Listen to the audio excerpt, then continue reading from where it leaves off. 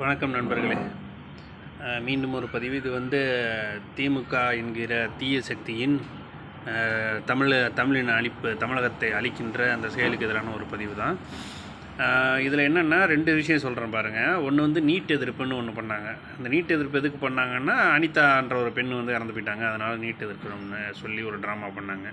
நிறைய மாணவர்கள் பாதிக்கப்படுறாங்க. நான் உண்மை நிலவரம் அது இல்லைன்னு இன்றைக்கி நமக்கு நல்லாவே தெரியுது. இப்போ நம்ம நிறைய பார்க்குறோம். நிறைய ஏழை குடும்பத்தை சேர்ந்த பிள்ளைங்கள், வறுமை கோட்டுக்கு இருக்கிற குடும்பத்தை விட்டு பிள்ளைங்கள்லாம் ரொம்ப எளிய வகையில் இன்றைக்கி மருத்துவக் கல்விக்கு போகிறாங்க அந்த நீட் தேர்வின் மூலியமாக. இதுக்கு முன்னாடிலாம் என்னென்னா டொனேஷன்ஸ் தான் வாங்குவாங்க. எல்லாருக்குமே தெரியும். தமிழ்நாட்டில் யாரும் இல்லை அப்படின்னு சொல்லி நம்ம சொல்லாதீங்க. திறமை அடிப்படையிலலாம் யாரும் பெருசாக போய் அந்த வாய்ப்பு எடுத்ததில்லை. பெரும்பாலும் சாதி அடிப்படையில் இல்லைன்னா கோட்டா ரீதியில் தான் போயிட்டுருப்பாங்க. இப்போ அந்த நீட் எக்ஸாம் வந்ததுனால திறமையின் அடிப்படையில் இப்போ நிறைய பிள்ளைங்க இன்றைக்கி தேர்வாகி போகிறாங்க. இது திமுக அந்த அதிமுக இவங்க 2 பேர் நடத்தக்கூடிய மருத்துவக் கல்லூரிகள் நிறைய இருக்குது. அதில் வருமானம் பாதிக்குது. அதனால் ஒரு எதிர்ப்பு. அடுத்து இப்போ ஹிந்தி எதிர்ப்பு எதுக்கு பண்ணுறாங்க அப்படின்னு பார்த்தீங்கன்னா, இவங்க சிபிஎஸ்சி ஸ்கூல் இவங்க தான் நிறைய நடத்துகிறாங்க. இந்த சிபிஎஸ்சி ஸ்கூல் நடத்துகிறவங்க பெரும்பாலும் பார்த்திங்கன்னா திமுக அதிமுக ஆளுங்க, இல்லைன்னா அவங்களுடைய பினாமிக்கு தான் நடத்திக்கிட்டு இருப்பாங்க.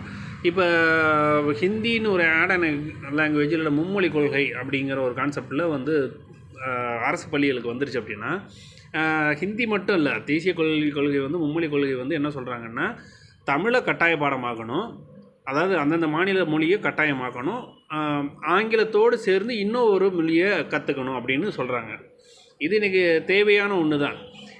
இப்போ சிபிஎஸ்சி ஸ்கூலில் பார்த்தீங்கன்னா தமிழ்லாம் ஒரு ஆப்ஷன் தான். இப்போ எக்ஸாம்லேயே கூட தமிழில் நீங்கள் படிக்கலைனாலும் பரவாயில்ல, நீங்கள் வரலாம் அப்படின்னு சொல்கிறாங்க. டிஎன்பிஎஸ்சி எக்ஸாம் கூட தமிழ் இல்லைன்னா ஆங்கிலத்தில் நீங்கள் தேர்வு பண்ணலாம் அப்படிங்கிறாங்க. ஆனால் மும்மொழி கொள்கை என்ன சொல்கிறதுன்னா, அந்த மாநில மொழியை தான் நீங்கள் கட்டாயமாக படிக்கணும் அப்படின்னு இம்போர்ட் பண்ணுறாங்க. அப்போ தமிழை அவங்க தமிழ்நாட்டில் ஸ்ட்ராங் ஆக்கணும்னு நினைக்கிறத தான் அவங்க எதிர்க்கிறாங்க திமுக.